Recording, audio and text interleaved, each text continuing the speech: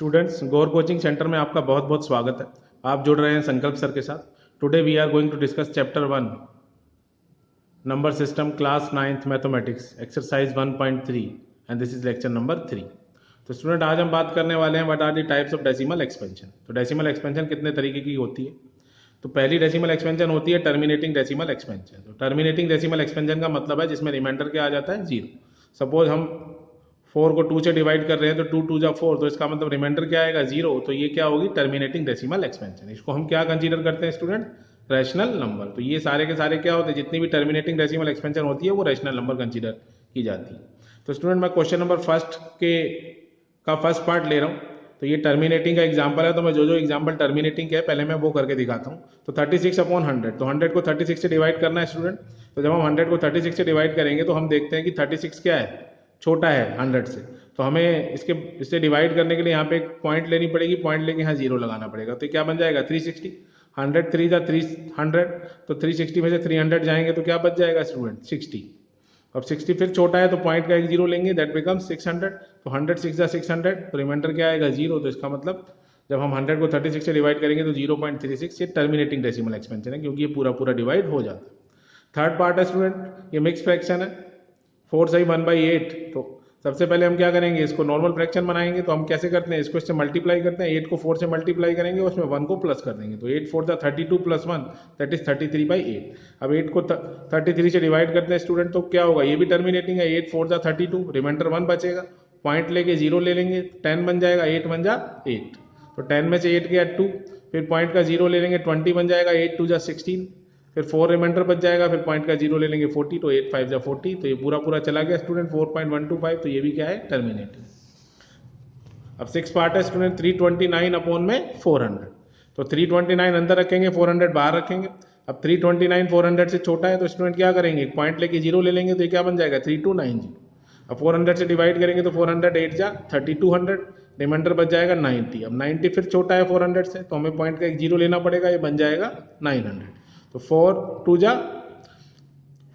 जा 800, तो 900 में से 800 जाएगा तो 100 बचेगा। अब 100 डिवाइड नहीं होगा तो पॉइंट का जीरो ले लेंगे, दैट बिकम्स 1000। तो 400 2 जा 800, तो 1000 में से 800 जाएगा तो 200। अब 200 फिर डिवाइड नहीं होगा तो पॉइंट का जीरो लेंगे तो 2000 बन जाएगा। तो 400 5 जा 2000, तो रिमाइंडर जीरो आ जाएगा। तो स्टूडेंट ये भी क्या होगा? Terminating decimal expansion.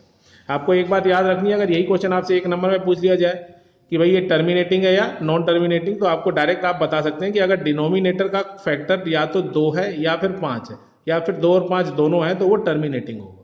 तो डिनोमिनेटर में देखना है आपको। सपोज मान लो आपके पास एक फ्रैक्शन है 1/8, तो अब आप डिनोमिनेटर 8 है, 8 का फैक्टर स्टूडेंट 2 है, तो इसका मतलब ये क्या है? टर्मिनेटिंग। आपको कुछ नहीं सोचना, अगर इसका फैक्टर या तो 2 है या तो 5 है या दोनों है, तो आप इसको डायरेक्ट क्या लिखेंगे? टर्मिनेटिंग। आपको डिवाइड करने की जरूरत नहीं। जैसे 36 अपॉन 100 है, तो 100 2 का भी फैक्टर है और 5 का भी, तो इसका मतलब ये टर्मिनेटिंग। 33 अपॉन 8 है, तो ये 2 का फैक्टर है, तो ये टर्मिनेट।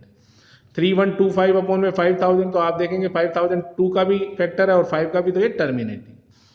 ऐसी आपके पास कोई बड़ी फ्रैक्शन भी आ जाए, जैसे 2,25,200 और 33,225, तो आप देखेंगे इसके पीछे 5 आ रहा है, तो इसका मतलब ये 5 का फैक्टर है, तो ये भी क्या होगा? टर्मिनेटिंग। तो आप देखते ही इसको बता सकते हैं। अब सेकंड टाइप आती है student non terminating but repeating. मतलब टर्मिनेट नहीं हो रहा लेकिन रिपीट हो रहा है, और इसको भी हम क्या कहते हैं? Rational number. इसका मतलब टर्मिनेटिंग भी रैशनल नंबर होते हैं और नॉन टर्मिनेटिंग बट रिपीटिंग भी रैशनल नंबर होते हैं। तो इसमें स्टूडेंट सेकंड पार्ट है आपका 1/11। तो अगर मैं 1 को 11 से डिवाइड करता हूं तो मैं देखता हूं कि 1 11 से नहीं जा सकता क्योंकि ये छोटा है। तो हम क्या करेंगे? एक पॉइंट का यहाँ पे जीरो लेंगे तो ये 10 बना लेंगे। अब 10 बनने के बाद फिर देखते हैं कि फिर ये 11 से छोटा है, तो इसको स्टूडेंट क्या करना पड़ेगा? एक जीरो हमें यहाँ लेनी पड़ेगी, फिर एक जीरो से हमें एक जीरो यहाँ मिल जाएगी, तो ये 100 बन जाएगा। 11 9 जा 99, तो 100 में से 99 जाएंगे तो क्या बचेंगे? 1। तो अब फिर वही कंसेप्ट शुरू हो जाएगा। फिर मैं क्या लूंगा? पॉइंट का एक जीरो लूंगा तो 10 बनेगा स्टूडेंट।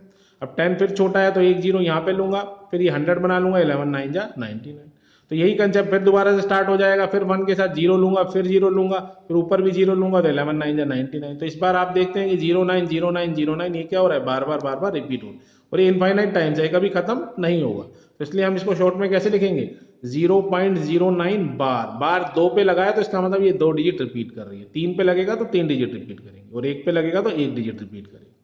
ऐसी फोर्थ पार्ट है स्टूडेंट 3/13, तो 3 अंदर रखा, 13 बाहर रख दिया, तो अब 3 छोटा है तो क्या लेंगे, पॉइंट का 0 लेंगे, 13 2 जा 26, फिर रिमाइंडर 4 बचेगा, फिर पॉइंट का 0 40, 13 3 जा 39, फिर 1 बचेगा, फिर पॉइंट का 0 ले लिया 10, तो अब ये 10 छोटा है 13 से, तो एक 0 यहाँ पे लेनी पड़ेगी, इस 0 से एक 0 यहाँ मिल जाएगी, तो 100 आ जाएगा, तो 13 7 जा 91, 100 में से 91 जाएंगे तो 9 बचेंगे, पॉइंट का 0 90 एंड 13 6 जा 78, फिर 12 बच गया रिमाइंडर, फिर पॉइंट का 0 120 बना लिया एंड 13 9 जा 117, फिर आपका रिमाइंडर आ गया 3, तो आप देखेंगे यहाँ से ही आप चले थे, फिर दोबारा से आप 3 पे आ गए, फिर वही पॉइंट का 0, फिर यही डिवाइड पूरा का पूरा रिपीट हो जाएगा, तो इसका मतलब 230769, फिर क्या आएगा 230769, तो हम इसको कैसे लिख देंगे 0.230769, तो बाहर कितनी डिजिट पे आ रहा है 6 डिजिट पे, तो इस बार रिपीटेशन 6 डिजिट का है।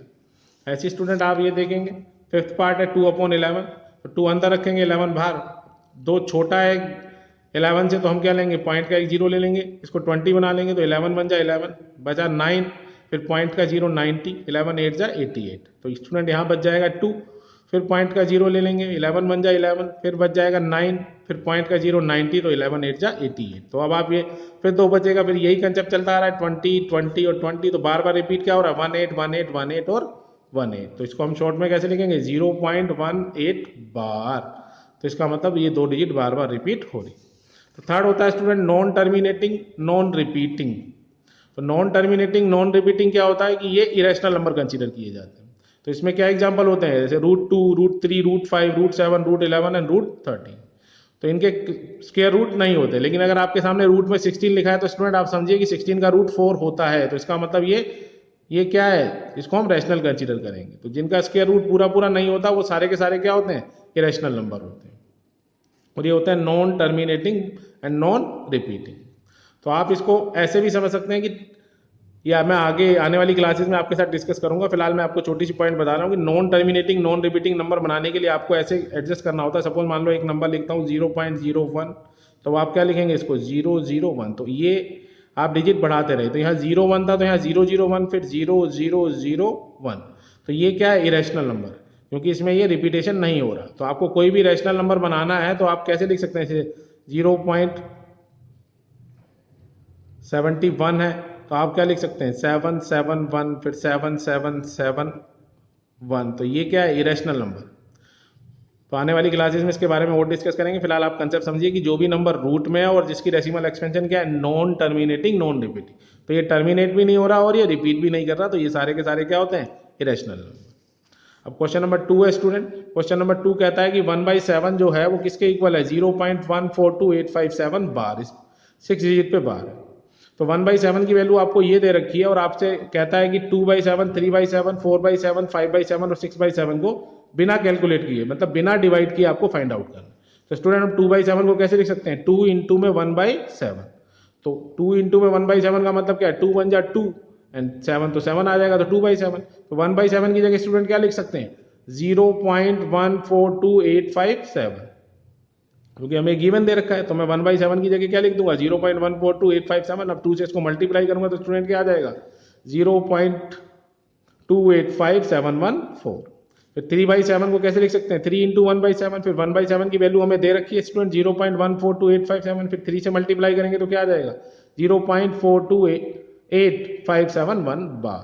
फिर 4/7 को कैसे लिख सकते हैं स्टूडेंट 4 इंटू में 1/7, तो 4 इंटू में 1/7 की वैल्यू है 0.142857 बार, तो मल्टीप्लाई करेंगे तो क्या आ जाएगा 0.571428 बार। फिर 5/7 को कैसे लिख सकते हैं स्टूडेंट 5 इंटू में 1/7, तो 1/7 की वैल्यू फिर दोबारा पुट कर देंगे, फिर 5 से मल्टीप्लाई करते हैं तो क्या आता है 0.714285 बार।